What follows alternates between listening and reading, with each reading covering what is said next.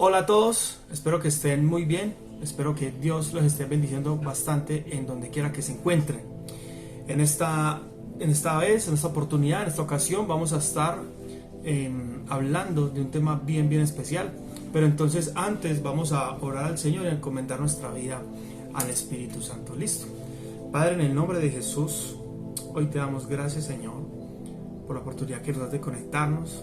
Yo te pido, Señor, que aquella persona que está conmigo, Señor, en este video, que está viendo ahí al otro lado de la pantalla esta transmisión, yo te pido en el nombre de Jesús que le bendigas, que le unjas poderosamente, que sigas tocando su vida, que sigas ministrando su vida, que sigas catapultándole a otro nivel cada que escuche una oración, cada que ore, cada que escuche una palabra como las que estamos compartiendo en esta ocasión, en el nombre de Jesús.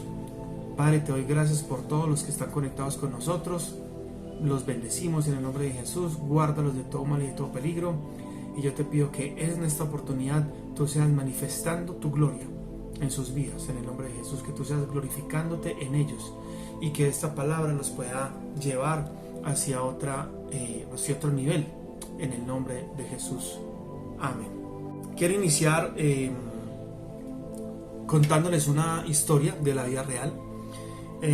Contándoles que en una ocasión, específicamente en octubre, en el mes de octubre del año 1972, un equipo de rugby iba en un vuelo, iba atravesando la cordillera de los Andes, iban de Argentina a Uruguay, y resulta que el mal tiempo que hubo, y adicional a esto, errores humanos de los pilotos, pues resulta que se estrellaron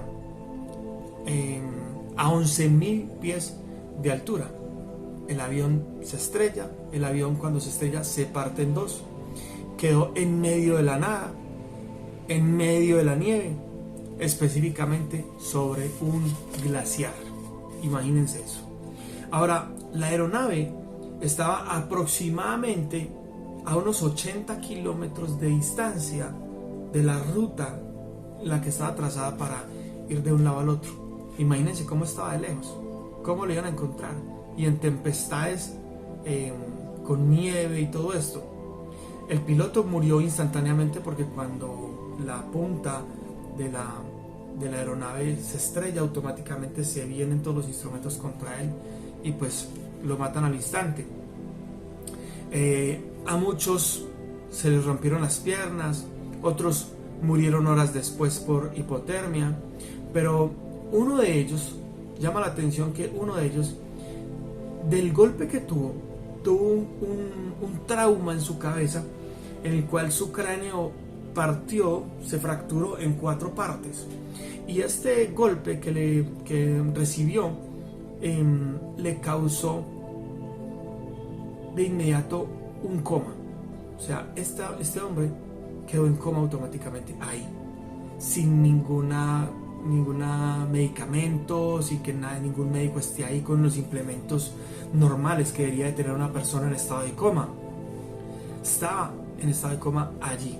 Otros sobrevivieron pues normales también, están revisándose, algunos médicos están revisando los demás heridos para ver en cómo les pueden ayudar, pero casualmente pues todos los que iban en ese avión, en ese vuelo, eran de la costa y nunca habían visto la nieve y nunca habían estado en lugares así con nieve como para estar habituados o saber de repente qué hacer en una circunstancia como la que estaban viviendo. De repente el hombre, el cual queda con un trauma, digamos, cráneoencefálico, él iba también en el avión con la mamá, iba también en el avión con la hermana. La mamá muere al instante también debido a los golpes, pero la hermana queda con unos golpes en las piernas que hace que las piernas, por falta de atención y por el frío, se le gangrenen y se le vayan pudriendo los pies.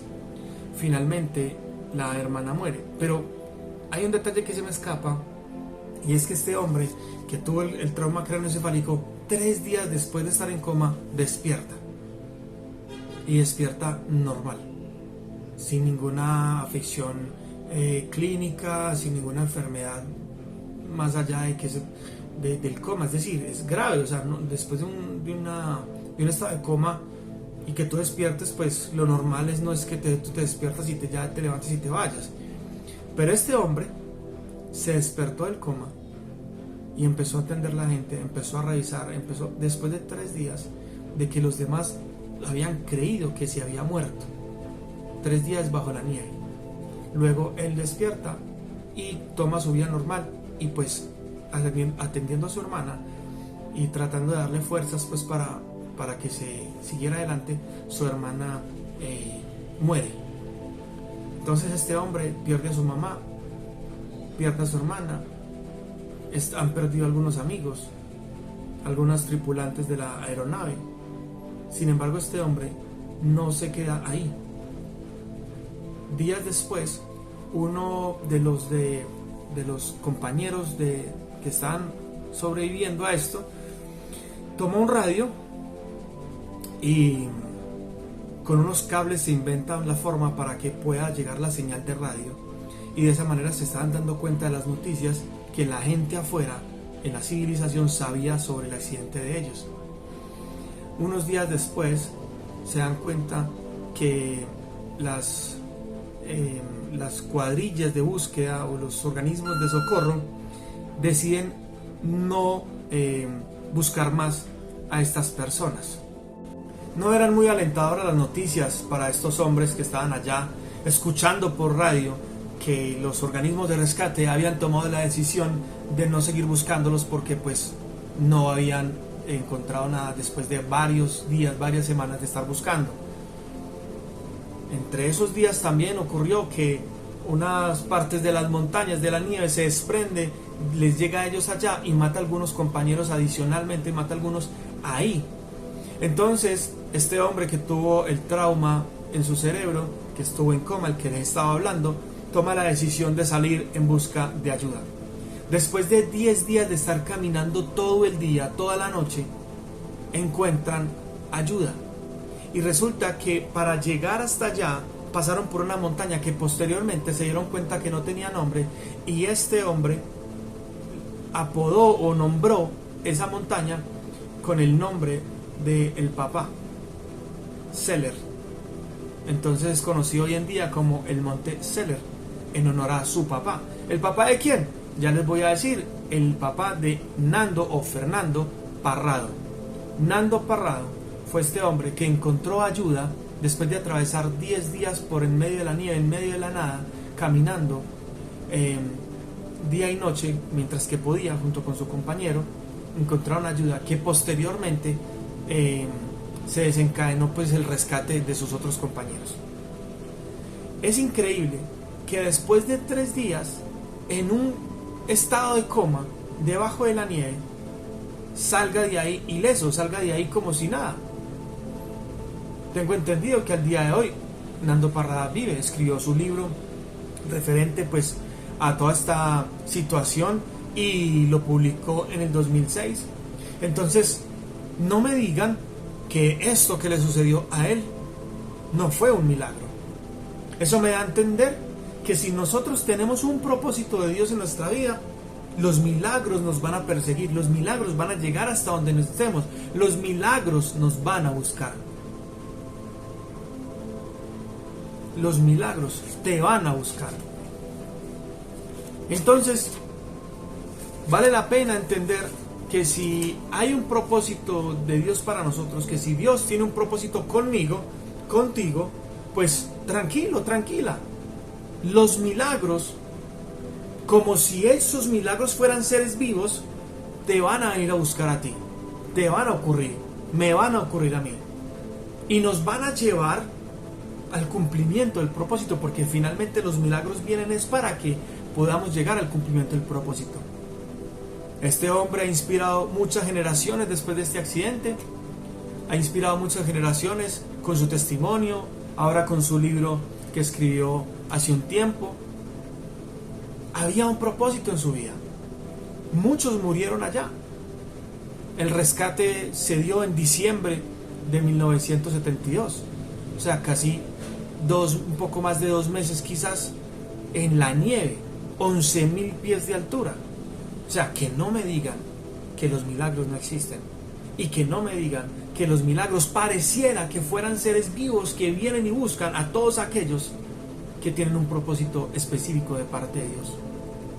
Aquellos que han venido sellados desde antes de su nacimiento con una misión específica en esta tierra. Los milagros los van a buscar. Ahora, si usted me dice, bueno, Santiago, ¿usted de dónde saca eso? Santiago, ¿usted cómo llega a esa conclusión? Simplemente porque a un hombre en el monte le ocurrió un milagro. Sí, sabemos que es un milagro. Entonces, por eso los milagros buscan a las personas que tienen un propósito. No, vamos a la palabra. Finalmente, nosotros nos debemos a la palabra y no las historias de vida real que ocurren en todos los lugares de nuestro planeta. Muy bien, cuando encontramos, por ejemplo, la historia de Pablo y Silas, que hace una semana estuvimos tratando, encontramos que ellos tenían un propósito específico de Dios, y es llevar la palabra de Dios no solamente a los judíos, sino también a los gentiles. Ese era el propósito de Dios para ellos. ¿Y qué pasa? A ellos en medio de estar compartiendo la palabra de Dios, en medio del cumplimiento de su propósito, los meten a la cárcel con mentiras, los meten a la cárcel con cosas que son mentirosas y digamos que armando todo un complot, una conspiración con todo el pueblo para irlos a azotar y a apedrear y a meter a la cárcel. Pues efectivamente los logran meter a la cárcel. Ellos, aparte de que quedan en la cárcel, acto seguido, ellos comienzan, los azotan mucho, que fue lo que estuvimos leyendo hace 8 días, los meten a la cárcel, al calabozo. Acto seguido, ellos en la medianoche comienzan a adorar a Dios, y de repente los milagros llegan a su encuentro. Y es que un terremoto sucedió y sacudió los cimientos de la cárcel y hizo que todas las cadenas y las puertas de la cárcel se abrieran. Eso es un milagro. No me digan que eso no es un milagro. No me digan que Pablo y Silas no tenían un propósito. Ellos tenían un propósito, y para el cumplimiento del propósito tenían que salir de la cárcel. Pues ok, viene el terremoto, viene la manifestación de la gloria de Dios, viene la manifestación de la tierra, viene un temblor, sacude los cimientos de la cárcel, y Pablo y Silas quedan con posibilidades de salir libres. Ahora, el pueblo de Israel, cuando estaba en el mar, estaban ahí a punto de cruzar el mar, no sabían que iban a cruzar el mar, tenían el mar a un lado, y o sea, delante de ellos estaba el mar, y detrás de ellos venía el pueblo egipcio a matarlos. No me digan que el pueblo de Israel no tenía un propósito de parte de Dios. Dios tenía un propósito con el pueblo de Israel. Dios tenía un propósito con Moisés. Por ende, al estar en el propósito de Dios, resulta que ocurre un milagro. En esta ocasión, Dios le habla a Moisés, le dice que extienda su vara y se abre el mar.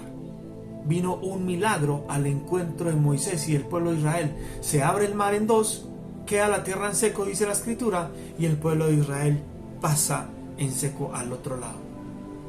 Que no me digan que los milagros no existen, y que no me digan que los milagros no vienen en búsqueda de sus escogidos, en búsqueda de sus llamados, en búsqueda de aquellos que tienen un propósito de parte de Dios. Encontramos también a Lázaro, el amigo de Jesús. Lázaro muere por una enfermedad crónica que lo coge, digamos, de repente, le da de repente y lo mata. Pero Lázaro tenía un propósito de parte de Dios en la vida. Por ende llega Jesús y lo resucita. Eso es un milagro. Que no me digan que los milagros no existen, y que no me digan que aquellos hombres y mujeres que están destinados para un propósito específico de parte del cielo en esta tierra, los milagros no le buscan. Porque los milagros sí buscan a los escogidos de Dios. Ahora, la mujer del flujo de sangre tocó a Jesús. Simplemente lo tocó, ni siquiera a él, tocó el manto de Jesús, ni siquiera tocó a Jesús, tocó el manto de Jesús, y un milagro se desató. No me digan que Dios no tenía un propósito con esa mujer, que era, aparte de sanarla de un flujo de sangre de 12 años, no me digan que eso no fue un milagro, y no me digan que los milagros de Dios no buscan a los escogidos. Dios tenía un propósito con esta mujer. La escritura no registra cuál es, pero que Dios tenía un propósito con ella, lo tenía. Amén. Entonces, ¿por qué les cuento todo esto? Porque todos nosotros vivimos momentos difíciles, todos nosotros vivimos momentos que nos sacuden los cimientos, momentos que no sabemos qué hacer, momentos que no entendemos cómo debemos de proceder. Pero si tú y yo tenemos un propósito de parte de Dios para esta vida, déjame decirte que los milagros nos van a venir a buscar. Déjame decirte que los milagros están a puertas de verse manifestados y que podamos darle la gloria al Señor tú y yo juntos por lo que Dios ha hecho en nuestra vida. Seguramente esos milagros no van a suceder de la manera que nosotros quisiéramos que sucedan. Seguramente no van a suceder tal cual como quisiéramos o de la manera que quisiéramos o a través de las personas que quisiéramos. Pero no importa el canal por medio del cual Dios vaya a hacer un milagro. Lo que importa es que Dios haga el milagro. Lo que importa es que es sobrenatural. Ahora, tú tienes un propósito.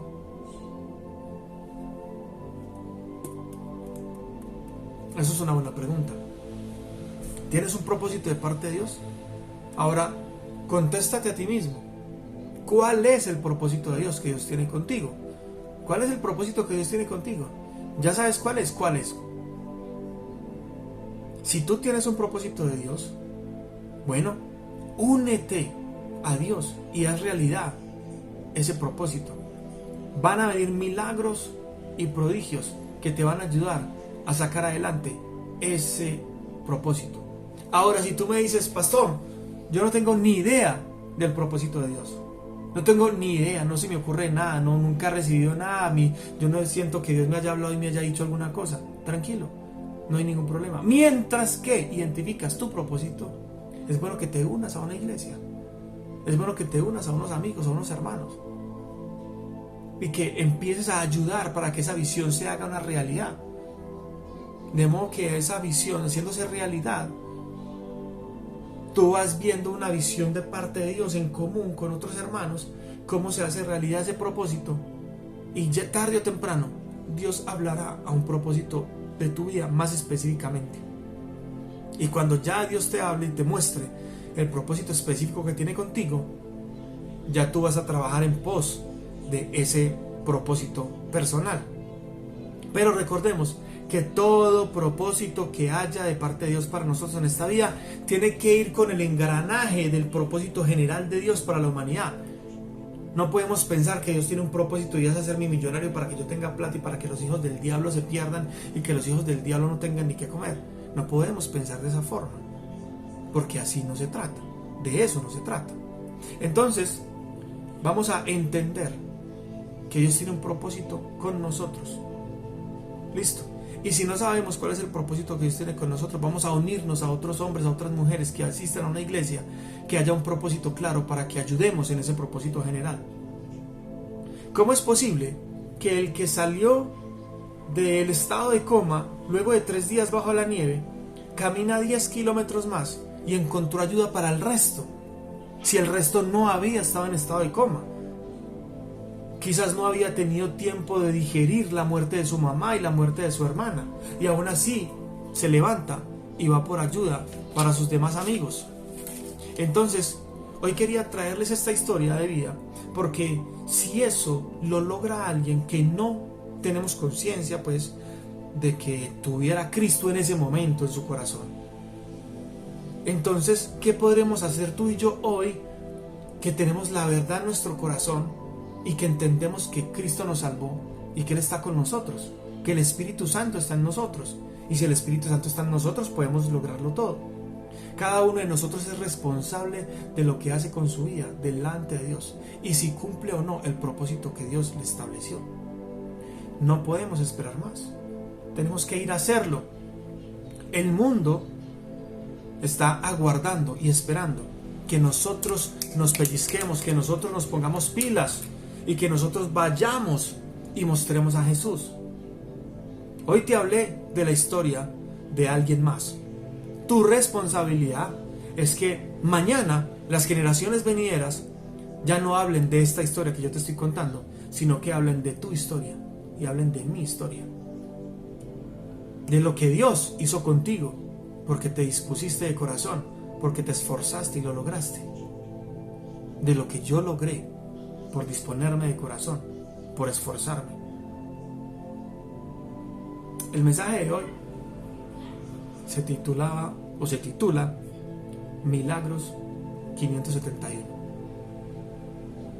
Esto en honor al número del vuelo del avión que se estrelló en los Andes, 571. ¿Qué vamos a hacer nosotros? ¿Qué vas a hacer tú? Los milagros te van a seguir si tienes un propósito de Dios. ¿No tienes un propósito de Dios? Bueno, es temporada, tiempo de que ores a Dios y le digas a Dios y le pidas a Dios que te muestre cuál es el propósito que Él tiene contigo. Amén. Vamos a orar y finalizamos. Padre, en el nombre de Jesús, yo te pido, Señor, por todos mis amigos y mis hermanos que están viendo esta transmisión en este momento. Yo te pido que les bendigas de una manera poderosa y especial, que tú te manifiestes en sus vidas y en sus corazones y que tú seas ministrándoles con esta palabra. Yo sé que esta palabra va a impactar tu vida. Impactó tu vida. Quiero que compartas este video. Quiero que te suscribas al canal de YouTube, que les me gusta este video, que lo compartas con otras personas. No te quedes con esta información, porque hay muchas personas que saben que tienen un propósito de Dios, pero están ahí sin activarse. Actívate hoy. Hoy es el día de tu activación. Actívate en el Señor y comienza a desarrollar aquel propósito que Dios tiene contigo. Padre, en el nombre de Jesús, yo oro por todos mis amigos y mis hermanos y yo bendigo sus vidas, todas las mujeres que nos están viendo, los niños que nos están viendo, los jóvenes. Yo te pido, Espíritu Santo de Dios, que tú comiences la activación en sus vidas en el nombre de Jesús, que tú comiences la activación en sus ministerios en el nombre de Jesús, que vengas en este momento a su mente con el propósito claro. Muchos de ustedes ya tienen claro el propósito y no han hecho nada. Tienen que comenzar a hacerlo. Muchos de ustedes ya saben y no han hecho nada. Dios está esperando que comiencen a hacer lo que Él les envió para hacer. Y los milagros les van a sorprender. Cuéntame tu testimonio cuando empiecen a ocurrir esos milagros. Dios te bendiga. Chao. Bendiciones.